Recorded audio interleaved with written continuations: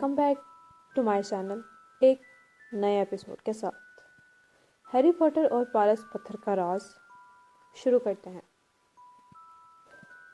آپ ضرورت سے زیادہ میری تعریف کر رہی ہیں پروفیسر وولڈمورٹ کے پاس ایسی کئی قوتیں موجود ہیں جو مجھ میں کبھی پیدا نہیں ہو سکتی، ڈمبلڈور نے اطمینان سے کہا۔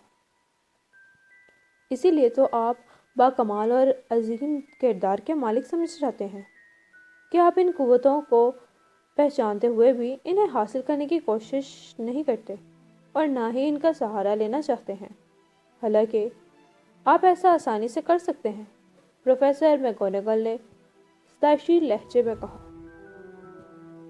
یہ میری انتہائی خوش قسمتی ہے کہ آج گہرا اندھیرا چھایا ہوا ہے۔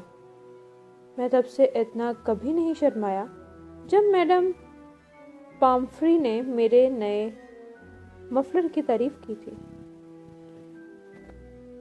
پروفیسر میگونگل نے گھور کر ان کی طرف دیکھا۔ الوؤں کی بات چھوڑیے، اس سے بھی کہیں سرد رفتار فوراً افواہیں ہیں،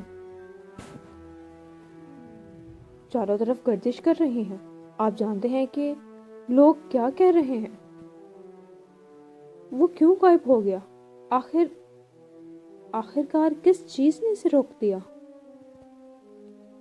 ایسا لگتا تھا جیسے پروفیسر میگونگل اس معاملے پر پہنچ گئی تھی جس پر گفتگو کرنے کے لیے وہ سب سے زیادہ بے چین تھی، وہ اصلی سبب جس کی وجہ سے وہ ٹھنڈی پتھریلی منڈھیر پر دن بھر بیٹھ کر انتظار کر رہی تھی، کیونکہ نہ تو بلی کے روپ میں اور نہ ہی انسانی روپ میں انہوں نے ڈمبلڈور پر پہلے اتنی باریک بے نگاہ ڈالی تھی جتنے کہ وہ اس وقت ڈال رہی تھی۔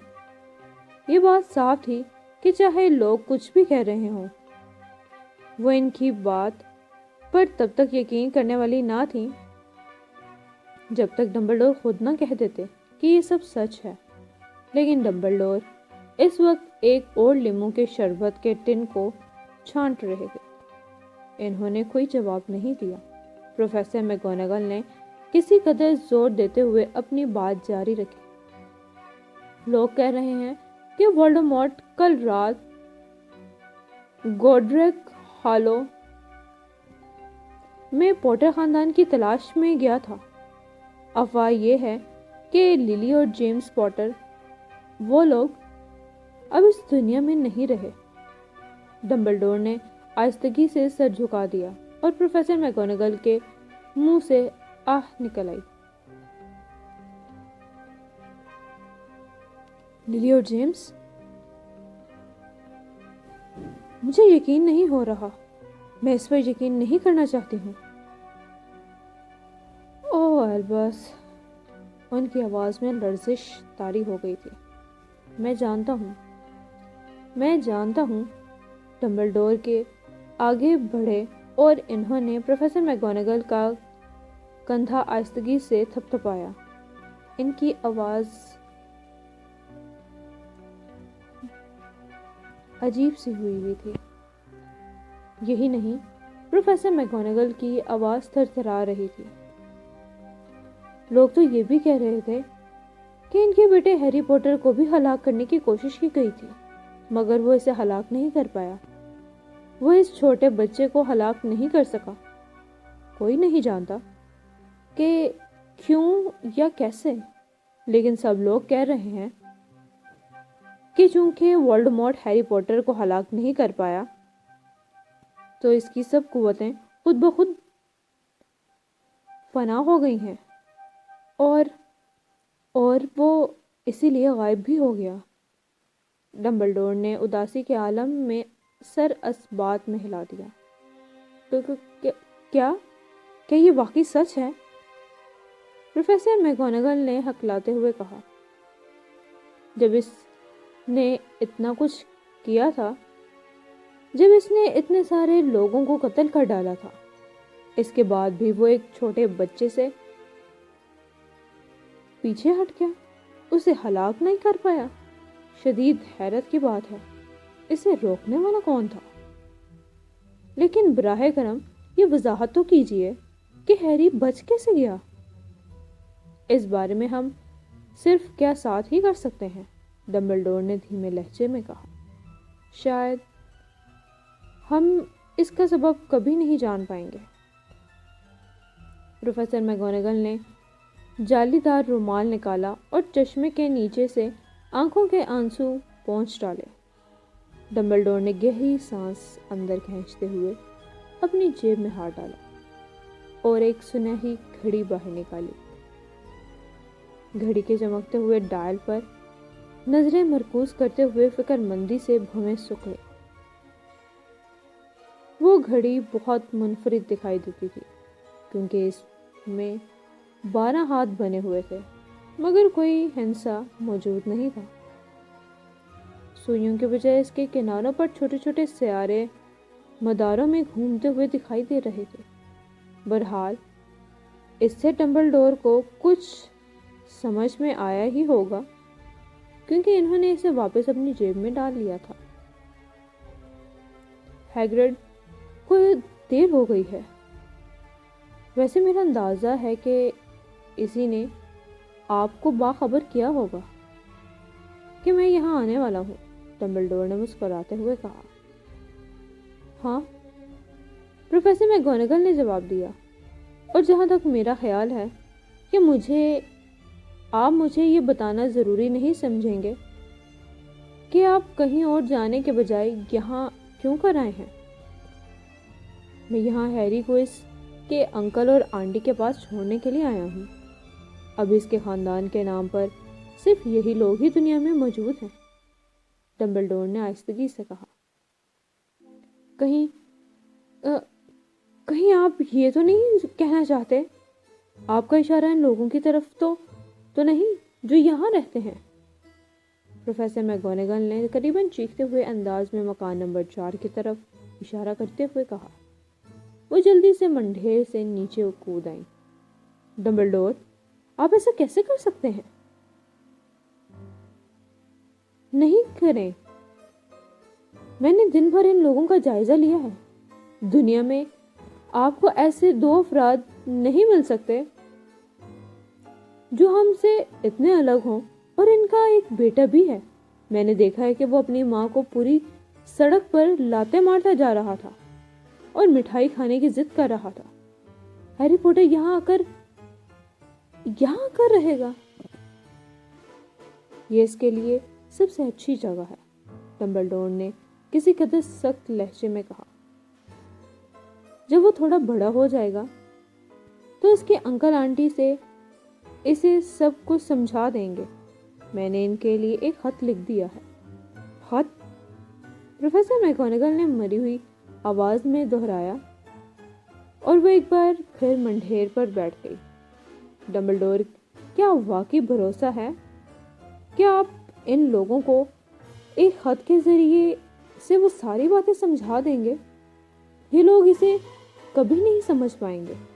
وہ بے حد مشہور ہوگا، چاروں طرف اس کے نام کا ڈنکا بجنے لگے گا۔ مجھے اس بات پر قطعی حیرت نہیں ہوگی کہ مستقبل میں آج کا دن ہیری پوٹر ڈے کے روپ میں منایا جائے۔ ہیری کے بارے میں سینکڑوں کتابیں لکھی جائیں گی۔ ہماری دنیا کے ہر بچے کی زبان پر اس کا نام ہوگا۔ بالکل بجا کہا پروفیسر، اپنی چمکدار نیلی آنکھوں کو نصف چاند کی مانند فریم والے چشمے سے اٹھا کر مکان نمبر 4 کو بغور دیکھتے ہوئے کہا۔ یہ سب باتیں کسی بھی عام بچے کا دماغ خراب کرنے کے لیے ثابت ہو سکتی ہیں کہ یہ کافی ہوں۔ وہ مشہور ہو جائے گا اس سے پہلے کہ وہ بولنا اور چلنا سیکھ پائے۔ اسے تو وہ سانحہ بھی یاد نہیں ہوگا جس کے لیے وہ مشہور ہے۔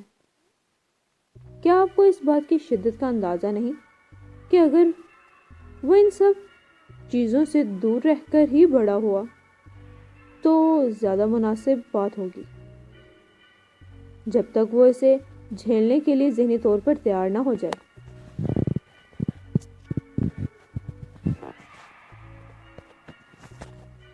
پروفیسر میگونگل نے کچھ کہنے کے لیے اپنا منہ کھولا، پھر ارادہ بدل کر اپنے خیالات کو دوبارہ دبا دیا۔ ہاں آپ شاید درست کہہ رہے ہیں، مگر وہ بچہ یہاں آئے گا کیسے؟ پروفیسر میگونگل کو چبھتی ہوئی نگاہیں ڈمبلڈور کے چوگے پر پڑی، جیسے بچہ ان کے چوگے میں کہیں چھپا ہوا ہو۔ ہیگرڈ سے لا رہا ہے، ڈمبلڈور نے کہا۔ کیا؟ پروفیسر میگونگل چونک پڑی۔ کیا آپ کو یہ ٹھیک لگتا ہے کہ اتنے اہم اور غیر معمولی کام کے لیے ہم ہیگرڈ پر اعتماد کر سکتے ہیں؟ مجھے ہیگرڈ پر اپنی جان سے بھی زیادہ بھروسہ ہے، ڈمبلڈور نے بااعتماد لہجے میں بولا۔ میں یہ نہیں کہتی کہ وہ دل کا برا ہے، پروفیسر میگونگل نے خود پر قابو رکھتے ہوئے کہا، لیکن آپ کو تو تسلیم کرنا ہی پڑے گا کہ وہ تھوڑا سا لاپرواہ اور ابالی فطرت کا مالک ہے۔ اس کی یہ عادت ہے کہ یہ کیسی آواز سنائی دے رہی ہے۔ ایک ہلکی گڑ گڑاہٹ کی آواز نے ان کے چاروں طرف پھیلے سکوت کو توڑ دیا۔ آواز دھیرے دھیرے تیز ہوتی جا رہی تھی۔ انہوں نے سڑک پر اوپر سے نیچے کی طرف آتی ہوئی ہیڈ لائٹس کی روشنی کی تلاش کی، اور جب آواز بہت زیادہ تیز ہو گئی تو انہوں نے اوپر آسمان کی طرف دیکھا۔ اوپر آسمان میں ایک بھاری بھرکم موٹر سائیکل ہوا میں تیرتی ہوئی نیچے کی طرف آ رہی تھی۔ دیکھتے ہی دیکھتے موٹر سائیکل سڑک پر ہوائی جہاز کی طرح اتر گئی اور سڑک پر رینگتی ہوئی ان کے بالکل سامنے آ کھڑی ہو گئی۔ موٹر سائیکل بہت بڑی تھی، لیکن یہ اس آدمی کے مقابلے میں کچھ بھی نہیں جو اس پر بیٹھا ہوا تھا، یعنی ہیگرڈ۔ وہ عام آدمی کی جسامت سے 2 گنا لمبا تھا اور کم از کم 5 گنا چوڑا دکھائی دیتا۔ وہ ایک دم جنگلی وحشی لگ رہا تھا، کیونکہ بکھرے ہوئے سیاہ بالوں اور پھیلی ہوئی داڑھی کی لمبی لٹوں سے نے زیادہ تر چہرے کو چھپا رکھا تھا۔ اس کے ہاتھ کوڑے دان کے ڈھکن جتنے بڑے تھے اور چمڑے کے جوتوں میں اس کے پاؤں ڈالفن مچھلی کے بچے کے مانند دکھائی دے رہے تھے۔ اس قابل حبشہ شخص کے چوڑے اور مضبوط بازو میں کمبل کی ایک چھوٹی سی پوٹلی دبی ہوئی دکھائی دے رہی تھی۔ اس نے موٹر سائیکل کا گرگراتا ہوا انجن بند کر دیا۔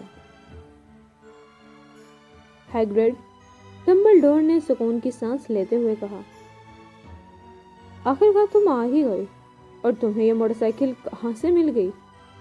ادھار لی ہے جناب پروفیسر ڈمبلڈور، ہیگرڈ نے بڑے محتاط انداز میں موٹر سائیکل سے اترتے ہوئے کہا۔ سیریس بلیک نے یہ مجھے ادھار دی ہے، میں اسے لے آیا ہوں جناب۔ نہیں جناب، گھر تو تقریباً پوری طرح تباہ ہو چکا تھا، لیکن اس سے پہلے کہ ماغل چاروں طرف جمع ہو جاتے میں اسے صحیح سلامت باہر نکال لایا۔ جب میں برسٹل کے اوپر اڑ رہا تھا تو اس کی آنکھ لگ گئی تھی، ہیگرڈ نے مسکرا کر مؤدبانہ انداز میں کہا۔ ڈمبلڈور اور پروفیسر میگونگل دونوں آگے بڑھے اور انہوں نے کمبل کے اوپر سے جھانکا۔ اندر ایک چھوٹا سا بچہ تھا جو گہری نیند میں سو رہا تھا۔ اس کے ماتھے پر سیاہ گھنے بالوں کے گچھے کے نیچے ایک عجیب سا نشان، یا کہہ لو کہ نشان کا زخم دکھائی دیا، جیسے وہاں پر برق گری ہوئی ہو۔ کیا یہیں پر؟ پروفیسر میگونگل نے سرگوشی میں پوچھا۔ ہاں، ڈمبلڈور نے کہا، اس کے ماتھے پر یہ نشان زندگی بھر رہے گا۔ کیا آپ اس بارے میں کچھ نہیں کر سکتے ڈمبلڈور؟ اگر میں کچھ کر بھی سکتا تو بھی نہیں کرتا۔ زخم کے نشان کئی بار بہت کام آتے ہیں۔ میرے اپنے بائیں گھٹنے پر ایک ایسا ہی نشان ہے جو لندن کے زمین دوز افراد کی بہترین علامت سمجھی جاتی ہے۔ خیر، اسے مجھے دے دو ہیگرڈ، اچھا رہے گا اگر ہم اس کو جلدی سے نپٹا لیں۔ ڈمبلڈور نے ہیری کو اپنی باہوں میں لیا اور ڈرسلی کے گھر کی طرف گھوم گئے۔ کیا میں اسے الوداع کہہ سکتا ہوں جناب پروفیسر ڈمبلڈور؟ ہیگرڈ نے پوچھا۔ اس نے اپنا بڑا دیو ہیکل بالوں سے بھرپور سر ہیری پر جھکایا اور اپنے لٹکتے بالوں کو چھوتے ہوئے اسے بہت ہی ہلکے سے چوم لیا۔ پھر اچانک ہیگرڈ کے منہ سے ایسی آواز نکلی جیسے کوئی گھائل کتا رو رہا ہو۔ شش شش۔ پروفیسر میگونگل دبی ہوئی آواز میں بولی، ماگل جھانک جائیں گے۔ معاف کیجیے گا، ہیگرڈ نے سسکتے ہوئے آہستگی سے کہا۔ اس نے بڑا سا دھبے دار رومال نکالا اور اسے اپنے چہرہ چھپا لیا۔ لیکن میں اسے برداشت نہیں کر پاؤں گا۔ لیلی اور جیمز مر گئے اور بیچارے چھوٹے سے ہیری کو ماگلوں کے ساتھ رہنا پڑے گا۔ ہاں، بڑے دکھ کی بات ہے، مگر اپنے آپ کو سنبھالو ہیگرڈ، ورنہ لوگ ہمیں دیکھ لیں گے۔ پروفیسر میگونگل نے کرک لہجے میں سرگوشی کرتے ہوئے کہا۔ جب ڈمبلڈور باغیچے کی نچلی باڑ کو پھیلان کر سامنے والے دروازے پر جا پہنچے تو پروفیسر میگونگل ہیگرڈ کے بازو کو ڈرتے ڈرتے تھپتھپا رہی تھی۔ ڈمبلڈور نے ہیری کو دروازے کی سیڑھیوں پر دھیرے سے لٹا دیا، اپنی چوگے سے ایک خط نکالا اور اسے ہیری کے کمبل کے اندر احتیاطاً ڈال دیا، اور اس کے بعد وہ ان دونوں کے پاس واپس لوٹ آئے۔ پورے 1 منٹ تک وہ تینوں کھڑے رہے اور اس چھوٹی سی پوٹلی کو تعصب بھری نگاہوں سے دیکھتے ہی جا رہے تھے۔ ہیگرڈ کے کندھے ہل رہے تھے۔ پروفیسر میگونگل کی پلکیں سرعت کے ساتھ چھپکتی دکھائی دے رہی تھی۔ پروفیسر ڈمبلڈور کی آنکھوں میں عام طور پر دکھائی دینے والی چمک اس وقت بالکل دکھائی نہیں دے رہی تھی۔ تو اب؟ ڈمبلڈور نے گہری سانس بھرتے ہوئے کہا۔ اب ہمارا کام ختم ہو چکا، اب یہاں رکنے کی کوئی ضرورت نہیں ہے۔ زیادہ بہتر یہی ہوگا کہ ہم یہاں سے چل دیں اور جشن میں شامل ہو جائیں۔ ٹھیک ہے جناب، ہیگرڈ نے دبی ہوئی آواز میں کہا۔ میں یہ موٹر سائیکل سیریس بلیک کو لوٹا دیتا ہوں۔ شبہ خیر پروفیسر میگونگل، جناب پروفیسر ڈمبلڈور۔ اپنے بہتے ہوئے آنسوؤں کو اپنی جیکٹ کی آستین سے پونچھتے ہوئے ہیگرڈ موٹر سائیکل پر سوار ہوا اور پاؤں مار کر اس کے انجن میں جان ڈال دی۔ پھر تیز گرج کے ساتھ موٹر سائیکل ہوا میں اٹھی اور فضا میں اٹھتی ہوئی رات کے اندھیرے میں کہیں گم ہو گئی۔ پروفیسر میگونگل، مجھے پوری امید ہے کہ آپ سے جلد ہی ملاقات ہوگی، ڈمبلڈور نے سر ہلاتے ہوئے کہا۔ پروفیسر میگونگل نے جواب میں اپنی ناک سکیٹ دی۔ ڈمبلڈور گھومے اور سڑک پر چل دیے۔ سڑک کے موڑ پر جا کر وہ رک گئے اور انہوں نے اپنی جیب سے چاندی کا سگریٹ لائٹر نما آلہ نکال لیا، جس کی مدد سے انہوں نے پوری سڑک کے بلب گل کر دیے تھے۔ انہوں نے اسے ایک بار پھر دبایا